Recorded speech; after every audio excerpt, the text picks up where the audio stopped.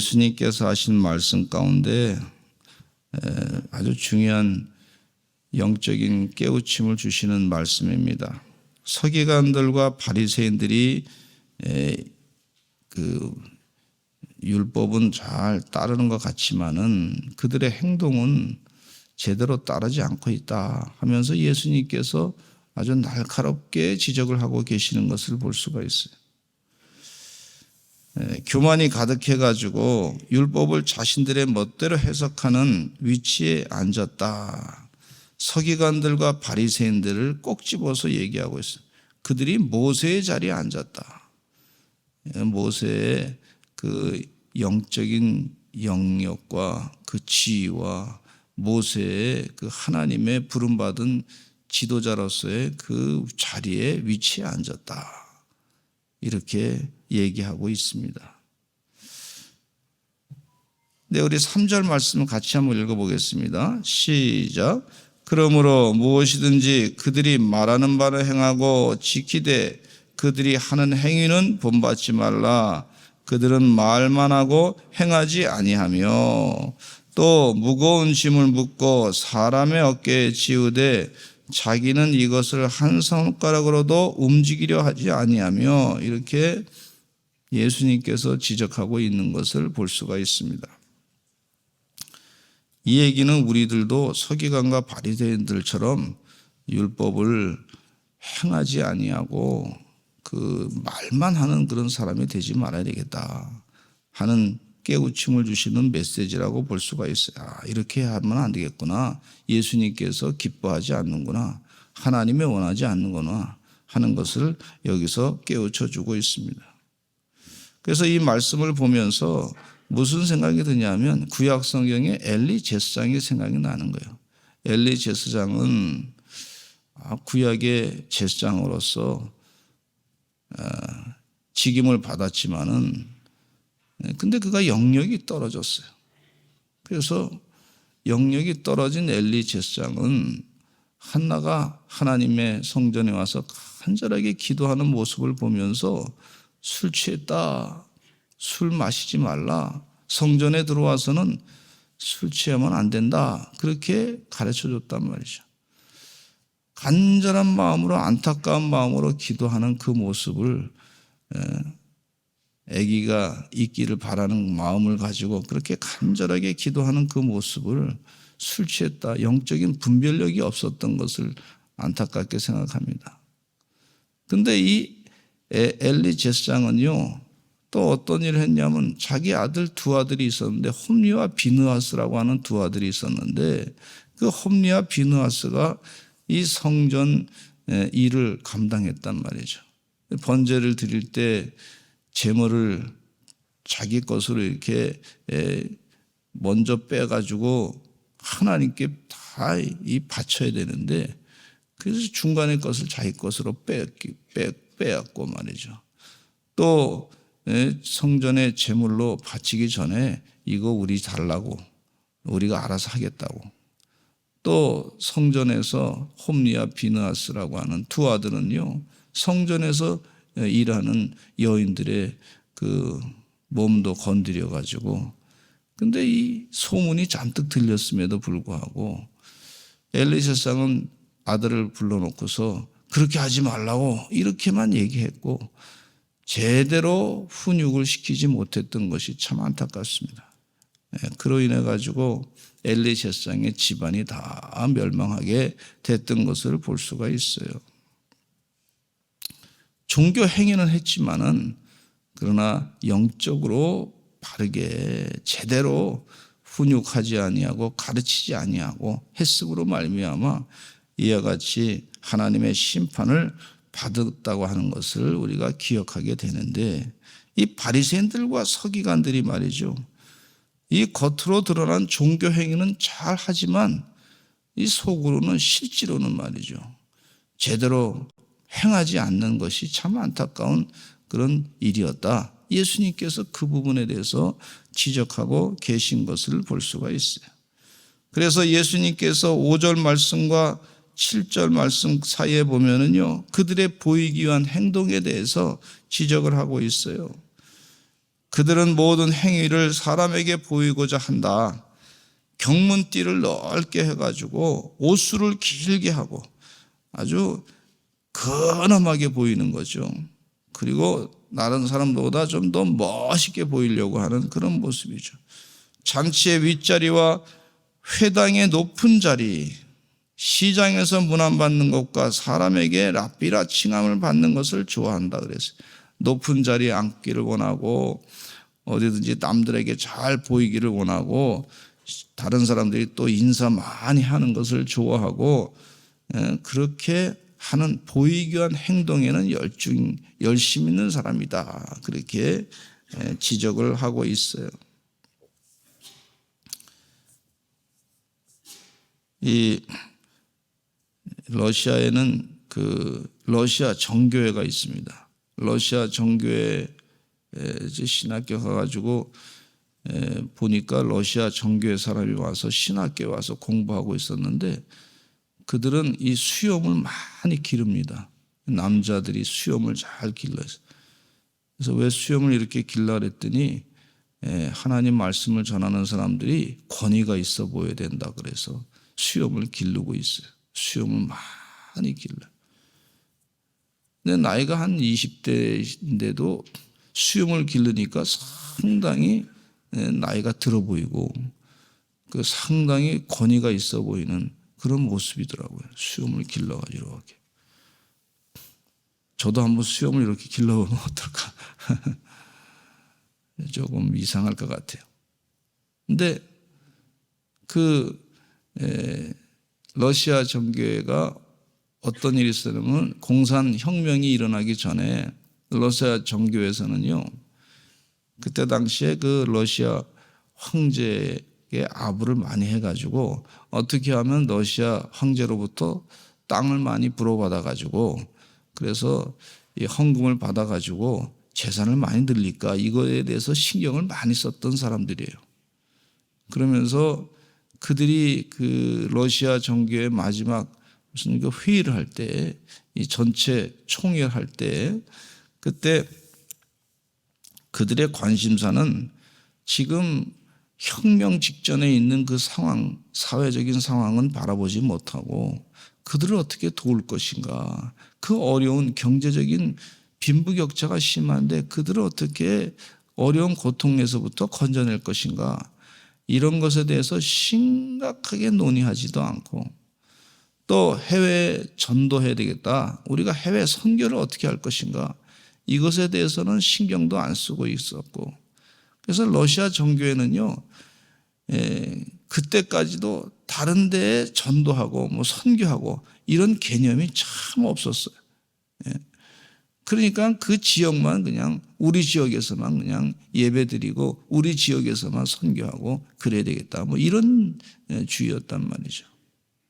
근데 그들이 또 관심을 많이 가졌던 것이 뭐냐면 어떻게 하면 사람들에게 잘 보일까, 어떻게 하면 권위 있게 보일까, 그러면서 이 옷을 이제 가운을 입고 나갈 때 옷 색깔을 뭘로 할 것이냐, 그걸 가지고 그 색깔을 어떤 색깔로 할 것이냐, 이것에 대해서 신경을 쓰고 온 회의가 말이죠, 그것만 가지고 하루 종일 옷을 이렇게 입어야 됩니다. 권위 있게 보여. 이런 색깔이 좋습니다. 권위 있게 보이려면 이런 모습이 좋습니다. 이 잔뜩 그런 것만 그냥 계속 싸웠다는 것이에요. 그러니까 이 배고프고 힘들고 하나님의 사랑을 제대로 받아보지 못하는 그런 어려운 사람들이 많은데 그 사람들을 어떻게 도울 것인가, 어떻게 그들을 사랑할 것인가, 그들의 아픔을 어떻게 같이 위해서 기도할 것인가, 이것은 하지 아니하고 하여튼 어떻게 하면 높은 자리에서 대접받을 것인가, 어떻게 하면 많은 사람들에게 우리가 잘났다고 하는 걸 자꾸 보일 것인가, 아주 거기에만 혈안이 돼서 있었던 걸 볼 수가 있어요.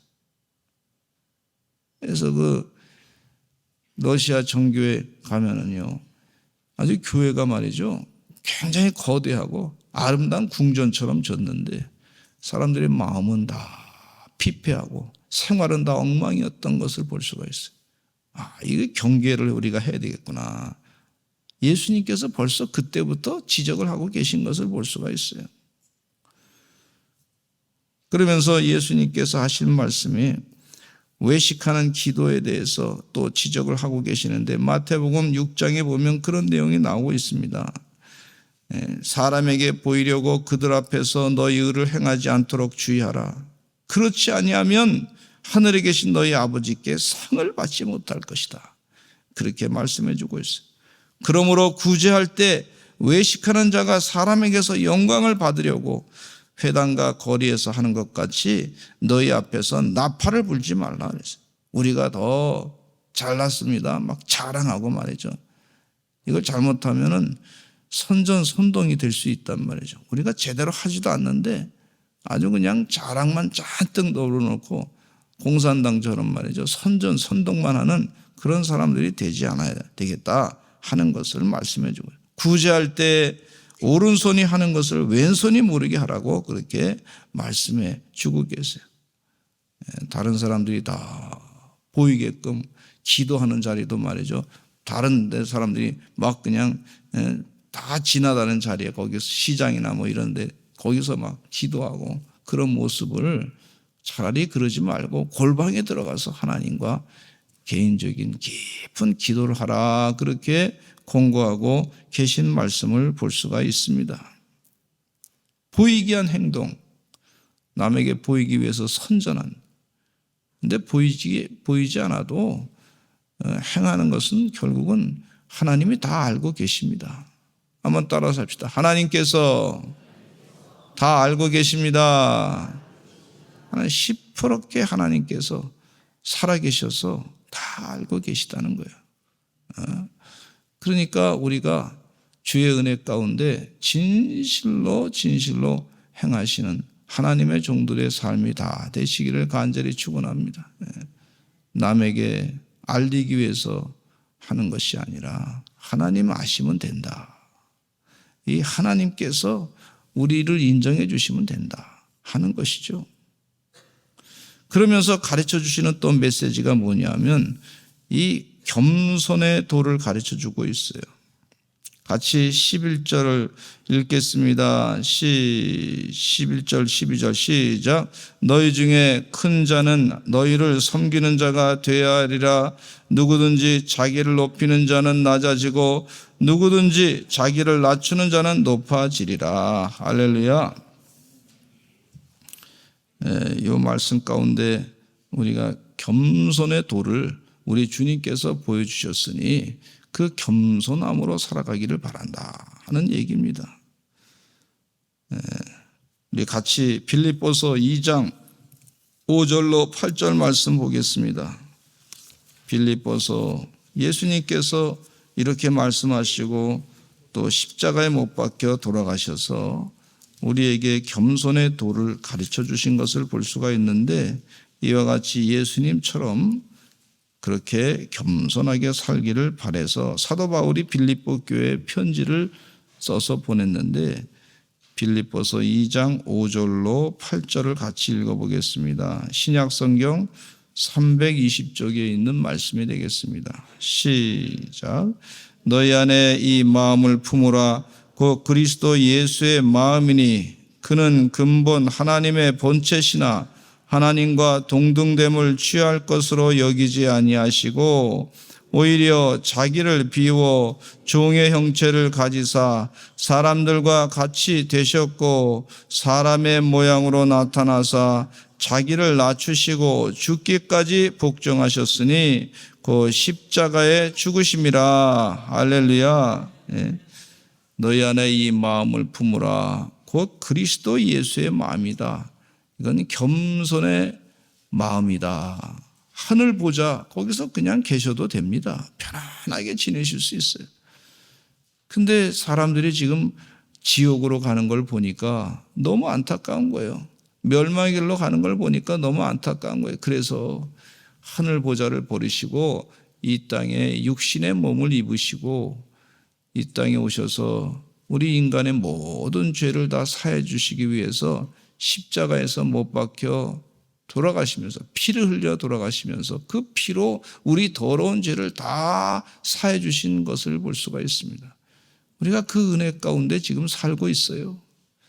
그래서 우리가 멸망길에서부터 영생의 길로 가게 하신 이 예수 그리스도의 겸손을 본받아서 우리가 살아야 되는데, 예수님께서 십자가에 못 박혀 돌아가셨는데 하나님께서 그를 높여 세워주셔가지고 부활하게 하시고, 또 모든 사람들이 다 예수님을 바라보게 하시고, 모든 사람들이 영생의 구원의 소망 가운데 살게 하시고, 예수님의 이름이 존귀함 받게 된 걸 볼 수가 있어요. 9절 말씀에 보니까 이런 말씀이 있어요. 빌립보서 2장 9절, 10절, 11절 겸손하게 그렇게 살았는데 결과는 하나님께서 결과를 바꿔주시기를 이렇게 말씀해 주고 있어요. 읽어보겠습니다. 9절로 10절, 11절까지 시작. 이러므로 하나님이 그를 지극히 높여 모든 이름 위에 뛰어난 이름을 주사 하늘에 있는 자들과 땅에 있는 자들과 땅 아래에 있는 자들로 모든 무릎을 예수의 이름에 꿇게 하시고 모든 입으로 예수 그리스도를 주라 시인하여 하나님 아버지께 영광을 돌리게 하셨느니라. 할렐루야. 우리 하나님께서 겸손의 덕을 보이신 예수님을 높여 세워가지고 모든 입으로 예수 그리스도가 주시다, 주님이시다, 그리스도다, 예수님께서 영광을 받는 자리에 올려주신 것을 볼 수가 있어요. 우리들도 주님 은혜 가운데 겸손하게 살아서 우리 주님께서 높여 세워주시는, 주님이 높여 세워주시는 은혜를 또한 깨닫게 되시는 여러분 되시기를 간절히 축원합니다. 하나님이 높여 세워주신, 하나님이 높여 세워주신 그것이 완전한 거예요. 영광의 자리에 들어가는 거예요. 온전한 영광의 자리가 우리에게 준비되어 있는 줄로 믿습니다. 이 세베대의 아들 야고보와 요한이 주님께 나와 부탁했습니다. 뭐라고 부탁했냐면, 주님의 영광이 나타날 때에 우리를 하나는 주님의 우편에, 하나는 주님의 좌편에 앉게 해 주시옵소서. 그러니까 예수님이 그 얘기 들으니까 기가 막힌 게 아니에요. 너희들이 지금 무슨 질문하는지도 모르고 있구나 그러면서 하시는 말씀이, 너희가 지금 내가 마시는 잔을 너희가 마실 수 있느냐, 내가 받는 세례를 너희가 받을 수 있느냐. 그러니까 뭐 그 자리에서 그냥 할 수 있습니다 이렇게 아주 한 거예요. 너희가 하는 것이 지금 질문이 뭔지 모르고 있다. 그러면서 예수님이 하신 말씀, 다른 제자들이 와서 보니까 한 사람 영의정, 한 사람 좌의정에 앉게 해달라고 그러니까 다른 제자들이 10제자들이 와서 보니까 화가 잔뜩 난 거예요. 그래서 막 그냥 그 두 아들, 세베대의 아들들 야고보와 요한에 대해서 막 뭐라고 하면서 서로 분쟁이 일어났던 걸 볼 수가 있어요. 니들이 뭐가 잘났냐고, 내가 더 잘났다고 막 그러면서 제자들도 싸운 것을 볼 수가 있어요.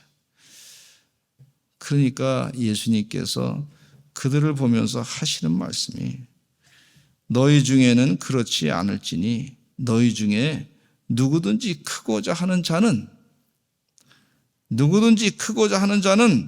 너희를 섬기는 자가 되고, 너희 중에 누구든지 으뜸이 되고자 하는 자는 모든 사람의 종이 되어야 하리라. 이렇게 예수님께서 정확하게 가르쳐 주셨어요.